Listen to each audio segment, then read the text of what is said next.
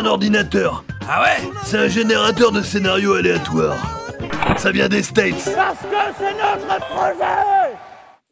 Bon, du coup, Benoît, tu es venu ce soir pour nous présenter Les Royaumes à vapeur, mais aussi nous parler de ton dernier film, du coup, qui va être tourné prochainement, si je comprends bien. Donc, est-ce que tu peux nous en parler? Oui, absolument. L'idée de ce prochain film, c'est de faire un truc complètement différent du roman à vapeur, mais que ce soit dans le style ou dans le fond. C'est-à-dire que là, je m'oriente en fait vers un sorte de court-métrage d'angoisse en huis clos. Avec la grande nouveauté en fait de tourner en studio, donc créer en fait un studio qui sera à même en fait de créer tous les jeux de lumière et d'ambiance. Le titre du projet, c'est l'expérience du sommeil. Ça raconte en fait l'histoire d'un groupe de chercheuses qui observent en fait le comportement d'individus qui sont mis en fait dans une pièce, dans une chambre cloisonnée. Confinés, autant pour moi, et sur lesquels en fait dans lesquels on dispense un gaz qui va les empêcher de dormir. Et donc l'idée, c'est de sur 30 jours en fait observer comment se passe en fait l'expérience et voir si on peut pas pousser un peu plus les limites du potentiel humain. Si on manque de sommeil, qu'est-ce qui se passe? Sauf que forcément, ça va mal se passer et au bout du 9e jour à peine de l'expérience, les cobayes vont avoir un comportement un peu paranoïaque et vont calfeutrer la vitre d'observation par rapport en fait qui donne directement sur le laboratoire scientifique. Et donc là, on va s'intéresser à l'équipe en fait de responsables, donc les chercheurs scientifiques, et qui vont se demander qu'est-ce qu'on fait? Est-ce qu'on ouvre la porte, donc on réduit en fait à néant l'expérience, ou on trouve une autre solution pour essayer de communiquer avec eux? Et donc tout l'objet en fait du film de ce court-métrage de 18 minutes, c'est de justement dans ce contexte en fait scientifique un peu particulier, c'est la question de la responsabilité à la fois individuelle. Ça fait référence à l'expérience de Stanford et de Milgram. Et voilà, l'idée c'est de faire en fait un court-métrage un petit peu angoissant, en huis clos, avec essentiellement des personnages en fait féminins à l'écran qui diffèrent complètement du roman à vapeur, donc le précédent projet. Là, en termes d'ambiance, on est plus sur quelque chose de contemporain en termes de style. Alors oui, l'histoire est placée dans un avenir proche. C'est-à-dire, voilà, on sera plus en fait dans le futur sans basculer dans la science-fiction. Vous voyez, c'est voilà l'idée. Mais ça va se voir essentiellement en fait avec surtout les costumes. Le reste en fait du mobilier est assez en fait atemporel. Voilà, il y a pas de chronologie en fait très précise pour justement se focaliser sur les personnages, l'attention en fait qu'ils traversent tout au long en fait du huis clos, et voir justement avec de la surprise comment est-ce que ça va se finir. Donc là, il y a une campagne de crowdfunding qui devrait être lancée d'ici avril. Quel est l'objectif?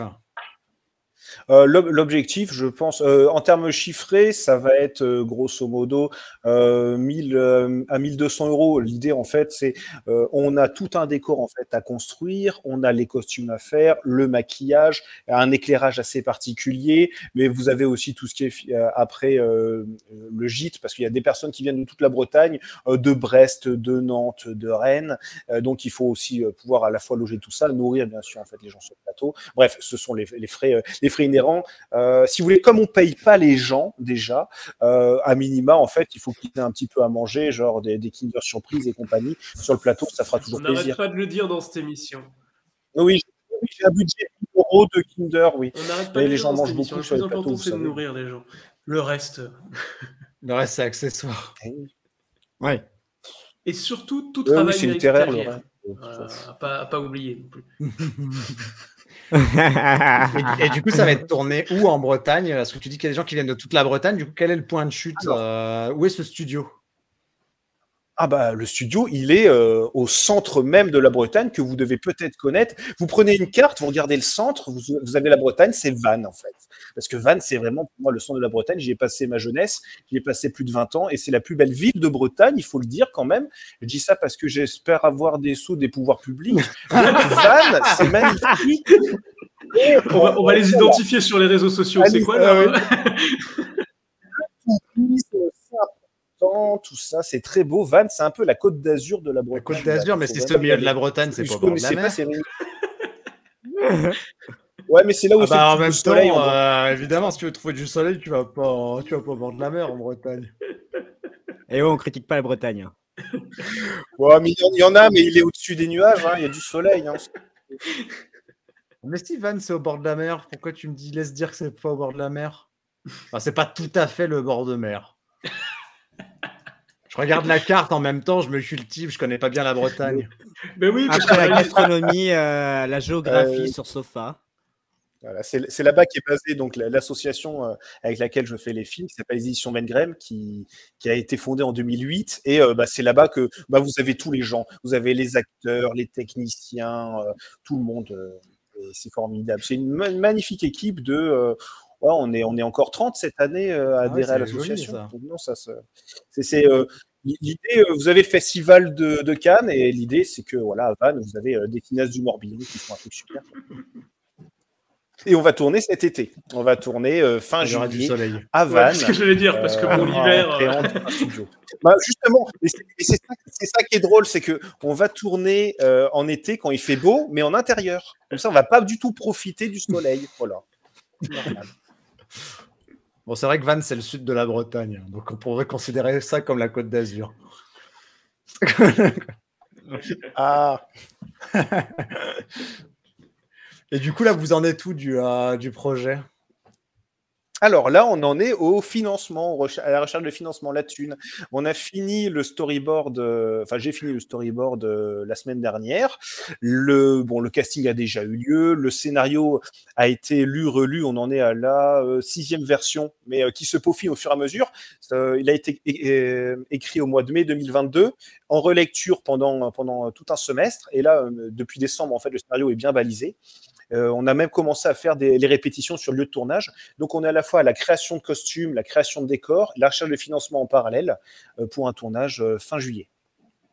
Génial, ça a l'air d'être une affaire qui roule. Ah, mais oui, il faut y aller. Oui.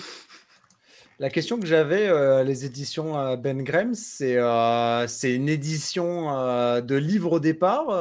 La production vidéo, c'est une activité annexe. Comment ça se présente? Bien joué, effectivement. En fait, à l'origine, 2002, c'était un club d'écriture et de lecture. C'est-à-dire que on était une bande de potes et on écrivait, et on s'est vite rendu compte que personne ne lisait, donc ça servait à rien. Et donc, on s'est dit, avec la démocratisation des moyens, des caméras, du YouTube et compagnie, c'est pas grave. Ce qu'on a écrit, on va le filmer. Comme ça, voilà. Alors, on a gardé le nom, et puis au bout d'un moment, ça fait 15 ans que ça dure. Vous faisiez des livres que personne ne lisait, et finalement, vous avez changé d'avis pour faire des films que personne ne va aller voir, c'est ça? Mais au moins, il s'amuse. Je suis méchant, je troll. T'as vu comment il est? T'as vu avec quoi? Non, je troll, mais du coup, c'est parce que derrière, il y a une question. Du coup, vu que toi, tu as connu les deux, moi, ça m'intéresse de savoir, est-ce que tu as vu une différence de traitement dans ces deux arts, finalement? Est-ce que le public l'a reçu différemment? Alors oui, quand vous écrivez, vous êtes généralement tout seul.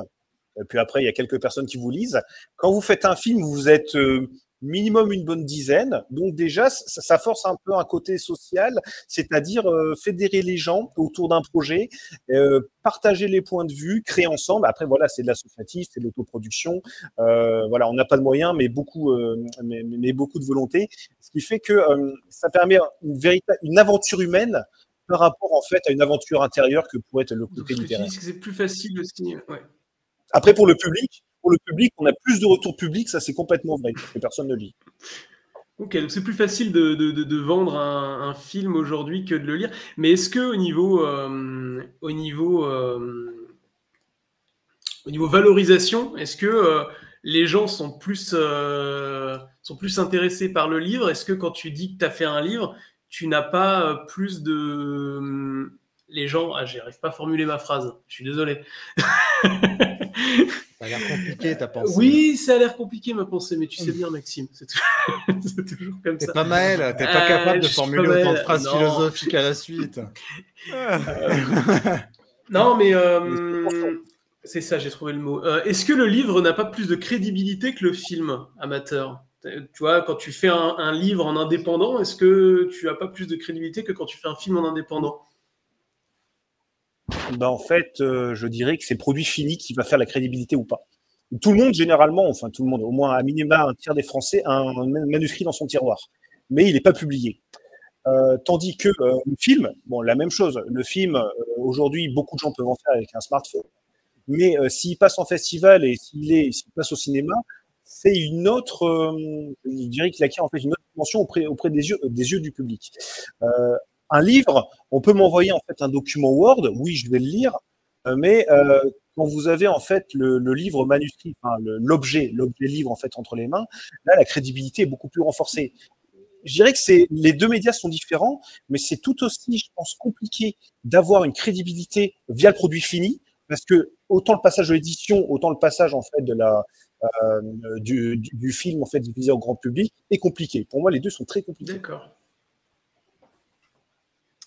Tu vois, j'ai réussi à formuler ma question. Maxime. Bravo Guillaume.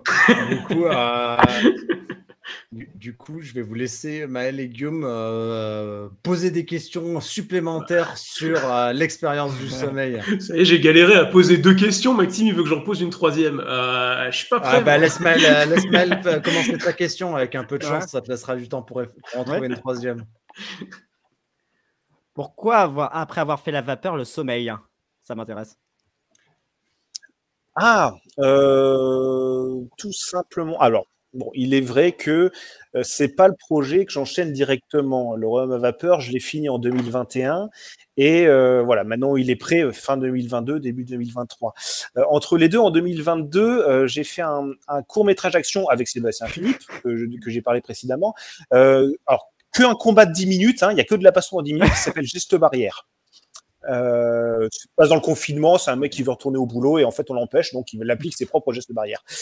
Et à côté de ça, j'ai aussi participé au Nikon Festival parce que le nombre 13 avec Astier m'intéressait beaucoup. L'idée Geste barrière. Peut-être, visiblement peut-être, je pense que oui.